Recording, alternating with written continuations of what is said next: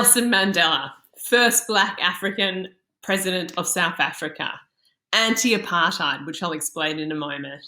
Incredibly courageous human being, spent 30 years of his life in prison standing up for the rights of his people. I am feeling massively intimidated about trying to retell his story because in my mind, he is one of the most wonderful human beings to have ever lived on this planet. But I'm going to give it a crack because if you haven't heard of him, you should know about him. And all I will say is I will not be able to do his story justice. So I encourage you as a class to go and research more about him because this is a short little video lesson and I couldn't possibly cover every wonderful thing that he managed to do. But I'll give it a crack. Why not? Got Bert here, who's ready to explore Nelson Mandela with me. So remember, this is our number 10, Guess Who? We're going to do 30, but this is number 10. And remember, your task is to pick 3 character strengths. They may be in the balloon, they may not be in the balloon. And this Guess Who series is really a celebration of art and creativity and incredible humans that have gone through massive setbacks, sadness, mistakes, stuff-ups, challenges, and continued to be of benefit. So we've teamed up with Happy Hands, Happy Heart, and you can just see the creation here taking form in the back. She's really quite an amazing talent. I'll just click on play there again. It blows my mind. It's just so cool. So that's Nelson Mandela. Now, allow me to give it a crack. I've already sent Bertie to sleep, as you can see, so clearly not doing my most riveting voice, but I will give it a go. So, South Africa. That's where Nelson Mandela was born.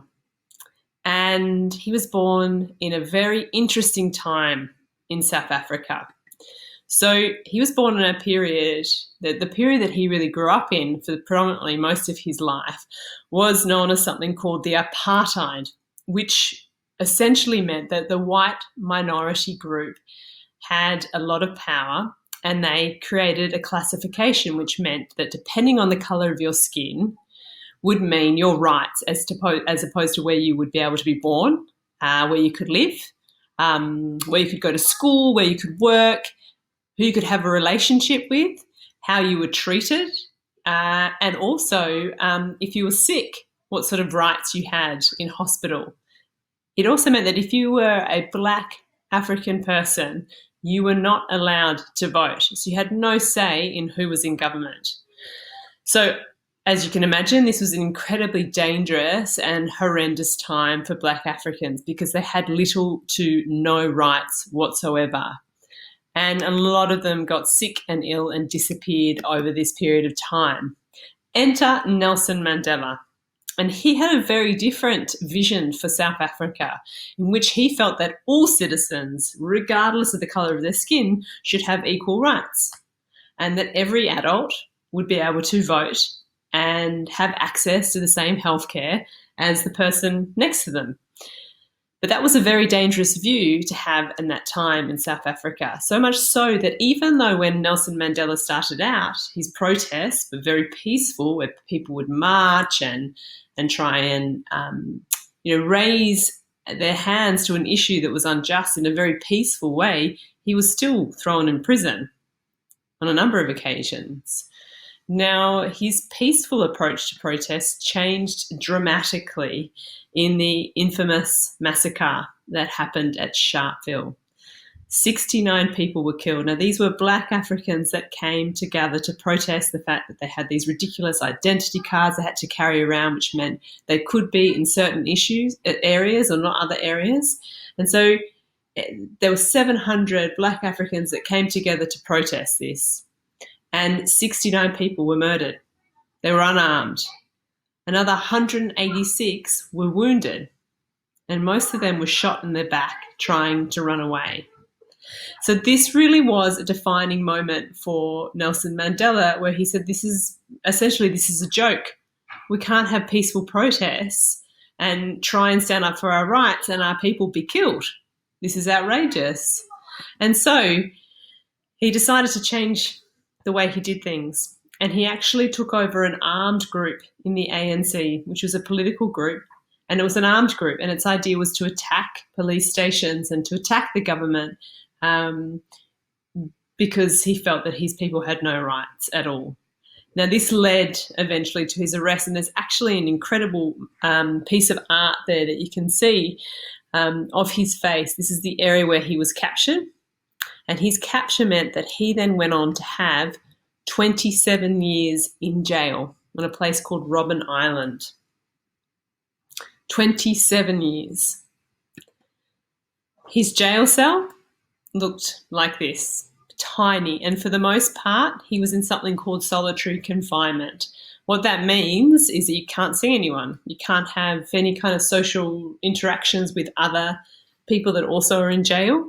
So it's incredibly cruel, and incredibly cruel just not physically but for your mental health as well. And he says here, wounds that can't be seen are more painful than those that can be seen and cured by a doctor. One of the saddest moments of my life in prison was the death of my mother. The next shattering experience was the death of my eldest son in a car accident, and both these times he was not allowed to attend their funerals. In prison, he was actually offered, throughout those 27 years, he was offered opportunities to be free, so long as he stopped saying the things that he was saying about the white government that was denying his people any rights. So long as he changed his views on his stance on anti-government, then he was allowed to go free. But he didn't. He said, no way, this is where I'm staying until things change for my people and my country. And he also said he would be willing to die for the rights of his people and for his country. Now, I find it really interesting. He talks about in an interview a little bit later, he talks about the fact that there was a turning point, though, where he realised that he had a huge amount of hate and disgust towards the white oppressors, the people that had taken away his rights and his family's rights and the rights of Black Africans across the country. And he said, you know, when I think about the brain and emotions and what we know about it, we have a guard dog that represents the amygdala. And essentially, what happens is we cannot make good decisions, we cannot focus if we have a very activated guard dog. So that's when everything is barking very loudly. And so something like our prefrontal cortex, our wise owl, that's really the reasoning, making good decisions, just doesn't work. And so he talks about that emotions told him to hate his white oppressors, but he had to start listening to his brain, which was telling him to listen and learn from the oppressors. Otherwise, more and more people would continue to die. So that's what he decided to do with his solitary confinement and his time in jail. He decided to learn as much as possible. Not only did he do a law degree, but he learned everything he could about his white oppressors. And he tried to understand their language and their viewpoints so as to build a bridge between the two worlds. And he says here, while he's in prison, because he would have had to call on a lot of character strengths to be able to do this. I'm sure you're trying to think of them. He says here, do not judge me by my successes. Judge me by how many times I fell down and got back up again. I also love this, and we've used this a lot actually in our lessons in Grow Your Mind, and you might have heard us talk about it before, and it's very pertinent for what is currently happening in the world at the moment. He says here, no one is born hating another person because of the colour of his skin or his background or his religion. People must learn to hate. And if they can learn to hate, they can be taught to love. For love comes more naturally to the human heart than its opposite. That's a very uplifting message and a powerful one too. We can learn to love, and love, in fact, will be more natural. Finally, Nelson Mandela is allowed to walk free.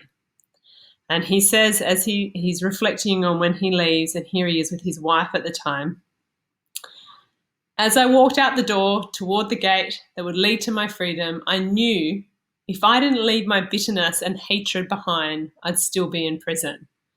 It's really interesting. So you think that you can be physically free, but if you're still holding on to all the hate and the bitterness of essentially being put in prison for your entire life, then you're not really free. But he had a huge, you think prison was his huge setback and obstacle and immense sadness. But when he left prison, he also had massive challenges ahead of him because he was walking out of prison into still a very divided country, and divided even amongst Black people themselves about who should have power, and divided about white Africans feeling very threatened by Nelson Mandela being free. And so he had a huge job on his hands. And he's actually quite incredible because not only did he go on to try and do as much as he could to bring people together, he became president, as I said. So he became the first Black president of South Africa. And he was also the oldest president, thanks to being in jail for most of his life. So at 75, he became the oldest president that South Africa had ever had. And I love it because he says, talking about his time in prison, he used a lot of that time to educate himself. And he says, education is the most powerful weapon which you can use to change the world. One of the first things he did as president was to set up a Truth and Reconciliation Commission, which allowed Black South Africans to tell their story, to find out what happened to their loved ones, and to try and bring some closure and to try and open the door to forgiveness. Obviously, this is an ongoing thing still for a country that's very scarred by a very violent history. Now, his cell really represents a lot to many people, and in fact, leaders of the world. This was then the British Prime Minister, Theresa May, and at the time, this was the American President, Barack Obama. They went and visited his cell, and he's written many books about his time there and his lessons that he learned from there, and trying to be as productive as he could with what that experience was for him. And he's certainly been this huge source of inspiration for leaders across the world and for children across the world to think about forgiveness, tolerance, standing up for your rights. He dedicated his entire life to social justice. And he does say that fundamentally he's an optimist. And he says here, I will love this bit of the quote. He says, there were many dark moments. This is actually Nelson Mandela. He went back and visited the cell to reflect on the experience. He says, there were many dark moments when my faith in humanity was sorely tested, but I would not and could not give myself up to despair. That way lays defeat and death.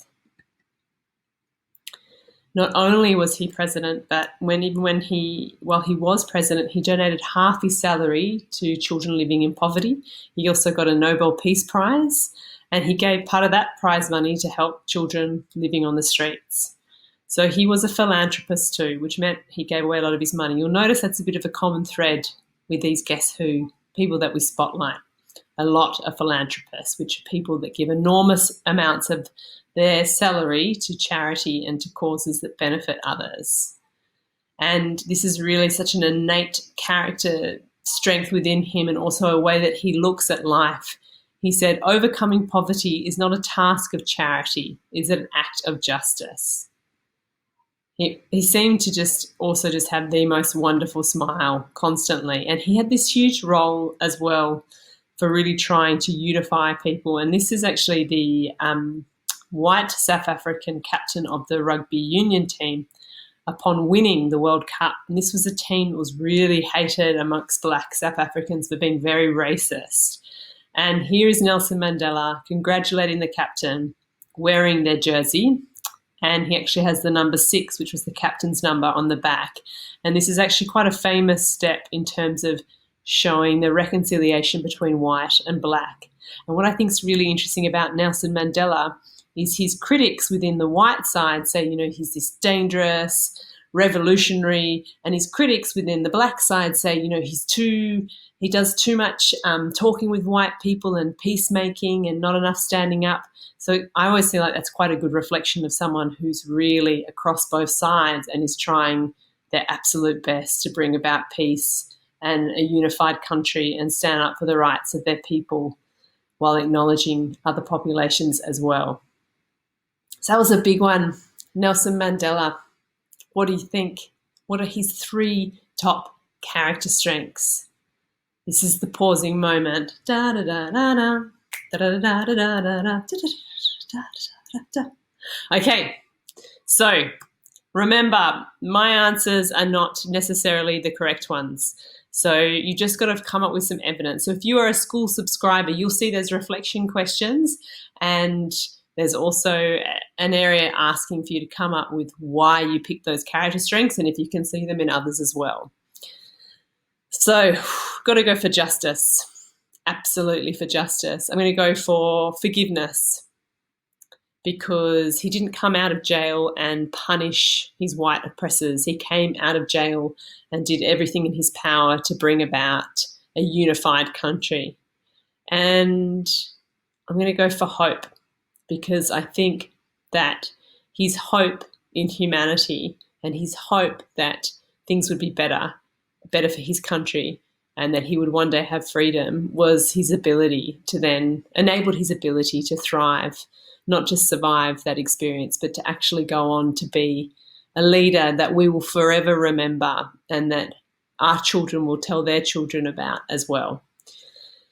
So they're my three. Whatever you picked, I'm sure they're spot on as well. And thank you for having a little listen to the incredible Nelson Mandela. Like I said at the start, I highly recommend you going to do more research, because there is so much to the wonderful man. All right. Bye-bye.